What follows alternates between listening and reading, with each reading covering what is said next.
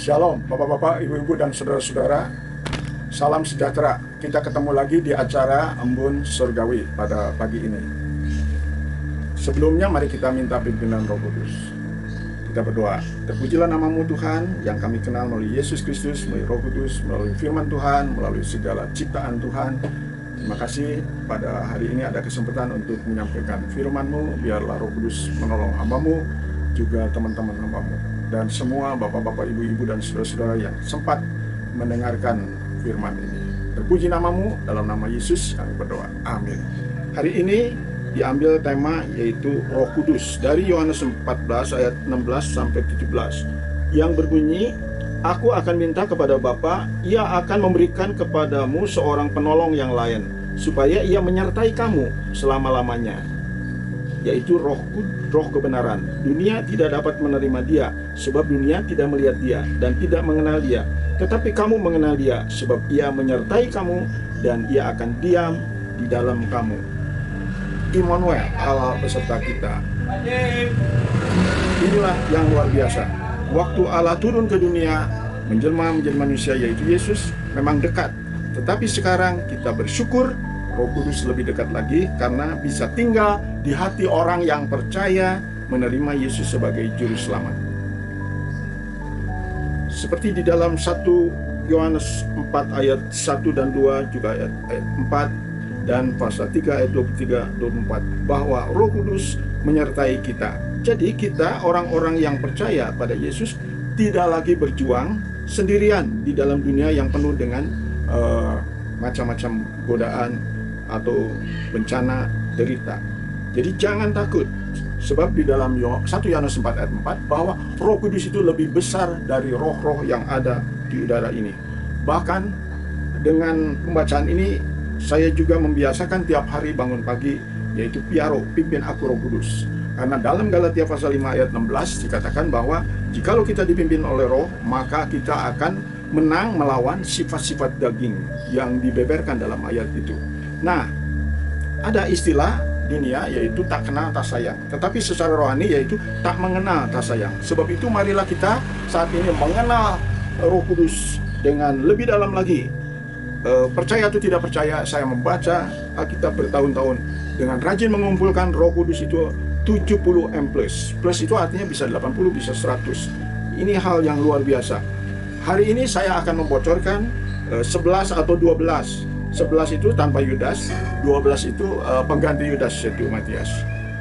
Nah, yang pertama, supaya tidak ada peluang sombong, dikatakan dalam Roma 8 ayat 26 bahwa kamu tidak becus untuk berdoa, tidak bisa berdoa kecuali dengan Roh Kudus. Jadi Roh Kudus itu yang akan menolong kita dalam berdoa kepada Bapa melalui Yesus Kristus. Dan juga yang berikutnya 2, 3, dan 4 itu jadi satu di dalam Yohanes pasal 14 ayat 26 bahwa Roh Kudus itu ketika kita susah, Dia akan menghibur. Ketika kita lupa, Dia akan mengingatkan.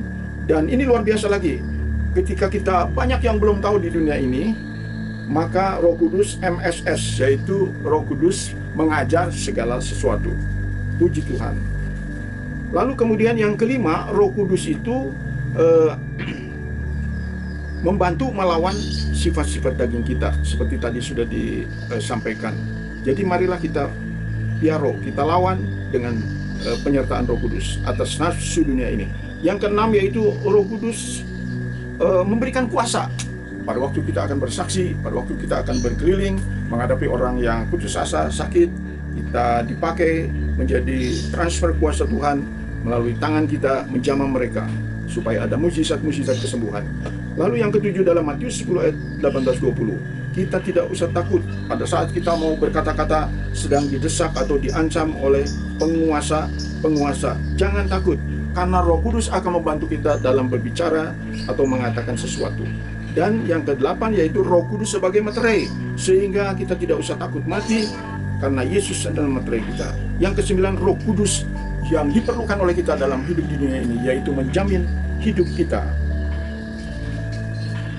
Selanjutnya yang ke-10 yaitu mengetahui ketidakjujuran atau kebohongan, seperti Roh Kudus mengetahui Ananias dan Safira sehingga ia dihukum. Kemudian 11, Roh Kudus memperbaharui hidup kita.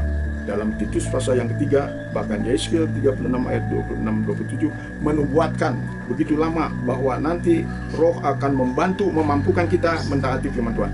Dan terakhir yang ke-12 yaitu menghasilkan buah Roh: kasih, sukacita, damai sejahtera, kesabaran, kemurahan, kebaikan, kesetiaan, penguasaan diri, dan juga kesetiaan, kelemah lembutan, dan penguasaan diri. Itulah yang saya bocorkan 12M ini dari 70M.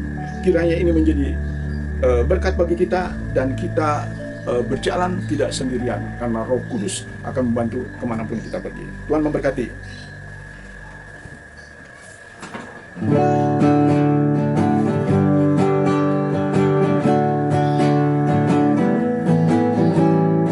Oh Roh Kudus hiburku saat kesusahan, ingatkanku saat lupa, ajarku segala kebutuhanku.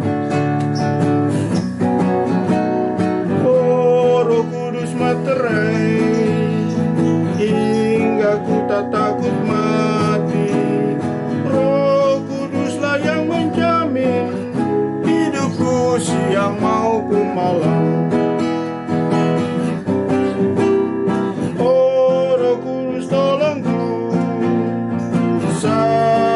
Berkata-kata, jadi jangan aku takut hadapi siapapun penguasa.